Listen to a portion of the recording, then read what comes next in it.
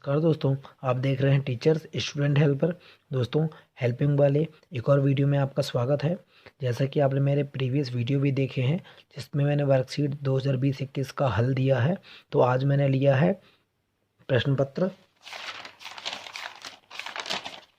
गणित का कक्षा 5वीं का प्रश्न पत्र का हल, जिसमें मैंने प्रश्न पत्र हल किया है और सभी बच्चों को यह सूचना देना चाहता हूं कि वे बहुत सावधानी से इस प्रश्न पत्र को हल करेंगे।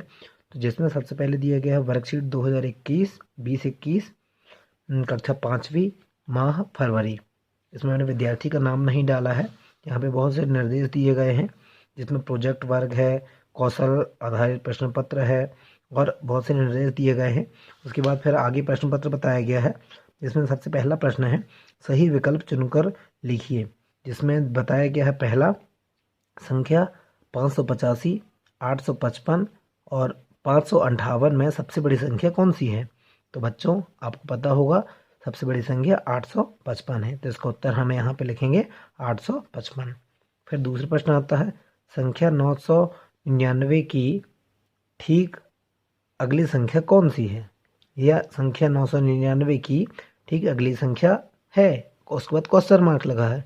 क्वेश्चन मार्क का मतलब यहाँ पर दोस्तों, क्वेश्चन मार्क का मतलब है कि हमें उसका उत्तर देना है। तो यहाँ पे प्रश्न दिया है संख्या 999 की ठीक अगली संख्या है, तो 999 के बाद दोस्तों आता है 1000, है ना। तो यहाँ पे हम उसको 1000 लिख देंगे। फिर अगला प्रश्न आता है आपके कंपास बॉक्स में रखी जाने वाली स्केल पट्टी कितने सेंटीमीटर लंबी होती है। तो दोस्तों, आपको पता होगा हमारा जो कंपास बॉक्स रहता है वो लगभग 15 सेंटीमीटर का रहता है और इस प्रकार की स्केल रहती है जो कि 15 सेंटीमीटर की रहती है, तो इसका उत्तर हो जाएगा 15 सेंटीमीटर। उसके बाद फिर हमें पेज पलटाना है और हमारा अगला प्रश्न आता है इस तरीके से। ये चौथा प्रश्न आता है संख्या 89 में क्या जोड़ें कि संख्या 100 प्राप्त हो सके। तो दोस्तों, इसके लिए दो तरीके हैं। हम या तो 89 की बात काउंट करना चालू कर दें ताकि 100 आ जाए, या तो फिर 100 से 89 को या 89 को हम कम कर दें तो जो भी संख्या प्राप्त होगी वो हमें यहाँ पे लिखना पड़ेगा। तो जैसे ही 100 माइनस 89 करते हैं तो हमें 11 प्राप्त होती है, तो इसका उत्तर हो जाता है 11। उसके बाद फिर आगे बताया गया दोस्तों, घड़ी बनी हुई है, इस पर कुछ समय बताया गया है। तो प्रश्न में बताया गया है ऊपर दर्शित घड़ी में कितना समय दर्शाया गया है। तो हमें घड़ी देखने के लिए आपको बताया क्या होगा विद्यालय में, जो कि हमें 9 के सामने है वह मिनट का कांटा है, 3 के सामने है वह घंटे का कांटा है।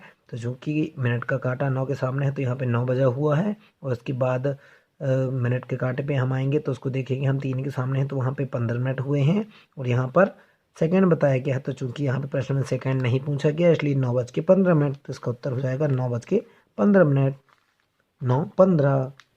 आगे फिर नीचे एक आकृति बनी है, उसकी सतह गिनकर लिखिए कितनी सतह हैं।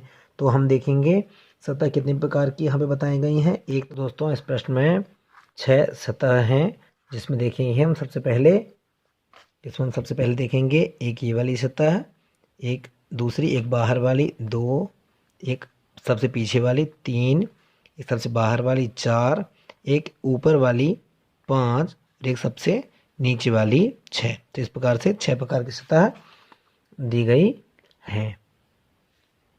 प्रश्न आता है 5-5 कंचों के समूह को 8 बार में लाने पर कुल कितने कंचे होंगे।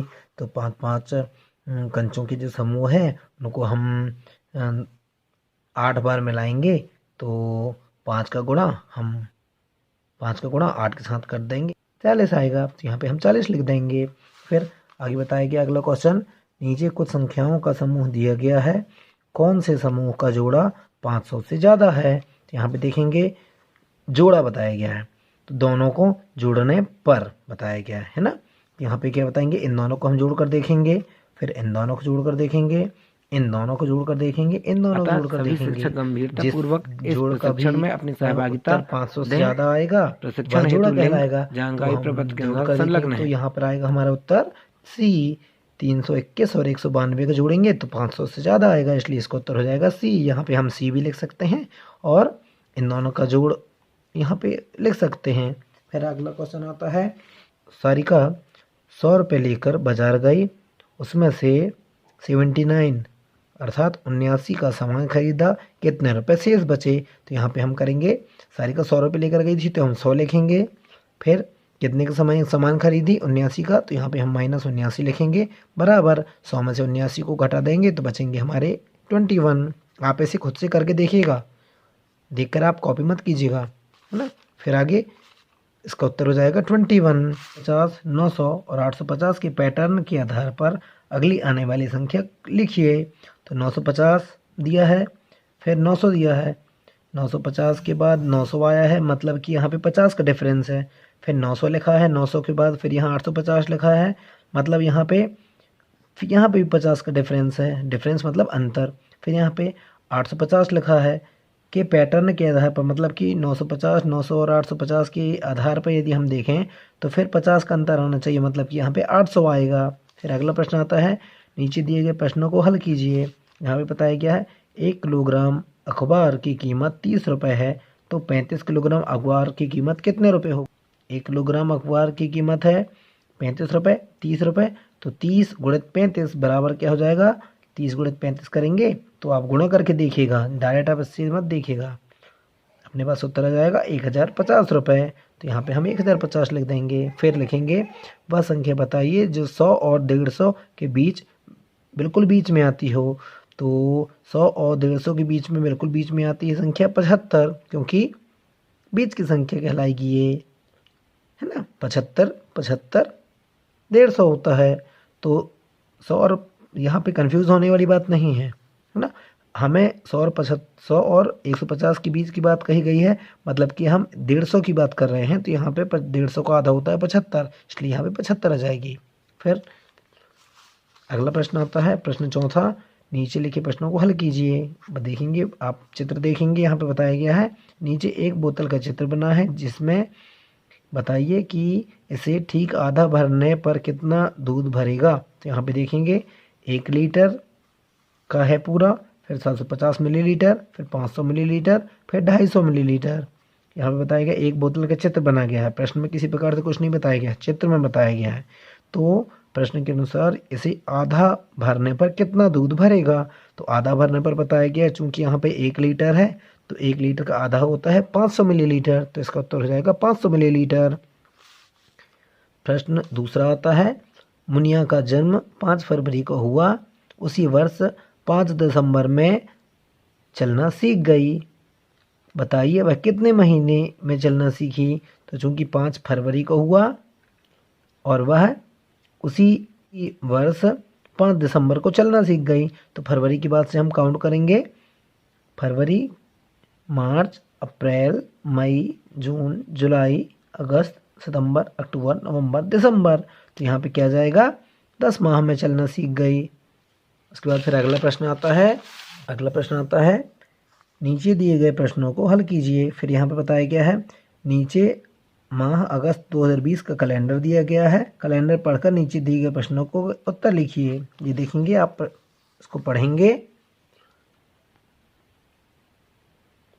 अब आप पढ़ेंगे, ठीक, इसे पढ़ेंगे।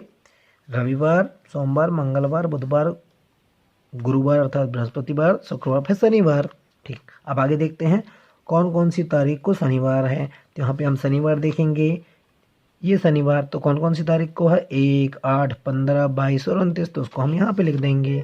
फिर आता है हमारा दूसरा प्रश्न,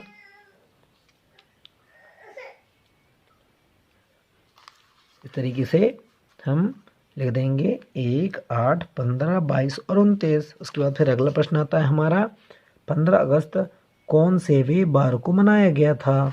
तो यहाँ पे देखेंगे, यहाँ पे हम डेट देखेंगे, क्योंकि अगस्त का महीना है, और यहाँ पे हम 15 तारीख देखेंगे। तो ये 15 अगस्त कौन सी वे वार को मनाया गया था लिखा है प्रश्न में, तो यहाँ पे हम देखेंगे शनिवार को, तो यहाँ पे हम शनिवार लिख देंगे।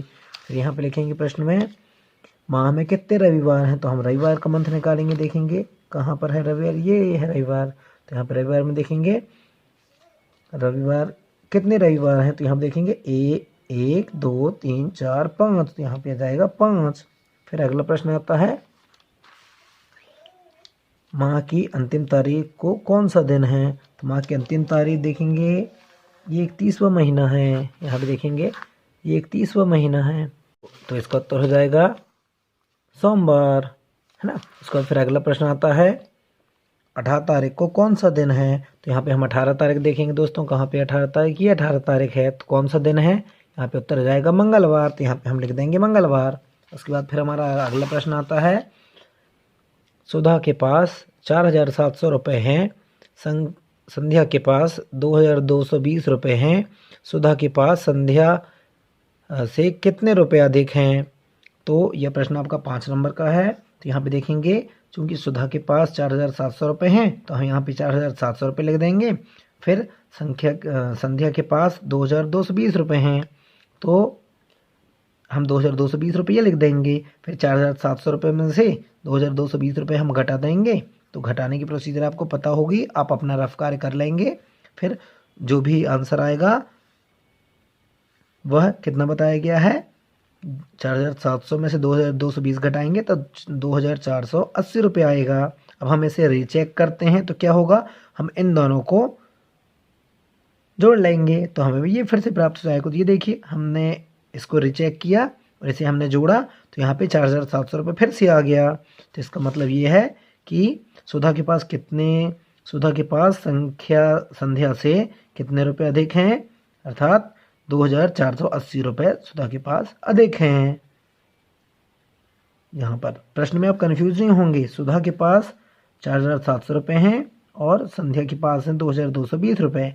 तो 4700 में से हमें 2220 रुपये घटाना है, जो उसका उत्तर आएगा वह कहलाएगा सुधा के पास के पैसे में कहलाएंगे, है ना। तो दोस्तों इसी प्रकार की वीडियो मैं आपके लिए रेगुलर लाते रहूँगा।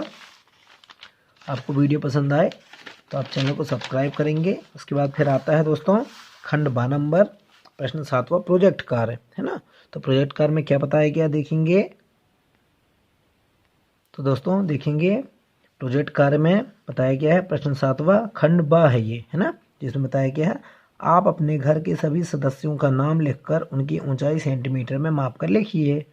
तो आपको अपने घर के सदस्यों का नाम लिखना है, यहाँ पर आपसे संबंध लिखना है, जिसमें यहाँ पे आपके सबसे पहले आपके पिताजी का नाम आएगा, माताजी का नाम, आपके घर में जो भी सदस्य हैं आप उनका नाम लिखेंगे। यहाँ पे उम्र लिखेंगे जो कि वर्ष में लिखेंगे कि कितने वर्ष के हैं। फिर आप ऊंचाई माप कर लिखेंगे जो कि सेंटीमीटर में, और फिर आप उसे फिट में बदल कर लिखेंगे। यदि आपको सेंटीमीटर से फिट में नहीं बदलता है तो आप मेरे चैनल में जाकर ढूंढ कर आप उसे देख सकते हैं, ठीक। उसके बाद फिर अगला प्रश्न आता है उक्त सरणी के आधार पर निम्नलिखित प्रश्नों के उत्तर दीजिए। तो परिवार में सबसे अधिक लंबाई वाले पुरुष का नाम लिखेंगे। तो यहाँ पे बताया गया है पुरुष का नाम लिखना है। आपके घर में जिस भी पुरुष के सबसे अधिक लंबाई होगी तो वहाँ पे आप ऊंचाई से देखकर लिख लेंगे। फिर दूसरा प्रश्न आता है परिवार में सबसे कम लंबाई वाले पुरुष का नाम, तो वहाँ पर पुरुष का नाम देख लेंगे। फिर तीसरा आता है परिवार में सबसे अधिक, तीसरा प्रश्न आता है परिवार में सबसे अधिक लंबाई वाली महिला का नाम, तो यहाँ पे आप लिस्ट में से देख लेंगे। फिर आता है चौथा परिवार में से सबसे कम लंबाई वाली महिला का नाम, तो आप ये सूची में से देख लेंगे। पूरी जानकारी आपको इसी में से मिल जाएगी। फिर आगे बताया गया है परिवार में सबसे अधिक एवं कम आयु वाले व्यक्ति का नाम लिखकर उनकी आयु का अंतर ज्ञात कीजिए। तो आपको यदि आयु का अंतर ज्ञात करते नहीं बनता है तो इसकी वीडियो भी हमारे पास बनी हुई है, आप हमारे चैनल में जाकर देख सकते हैं। वीडियो इसी प्रकार की वीडियो के लिए आप हमारे चैनल को सब्सक्राइब कर सकते हैं। और एक बार फिर से रिक्वेस्ट है, आप वीडियो में जो भी जानकारी यदि आपको कंफ्यूज होती है तो आप हमें कमेंट बॉक्स में ज़रूर कमेंट करके पूछ सकते हैं।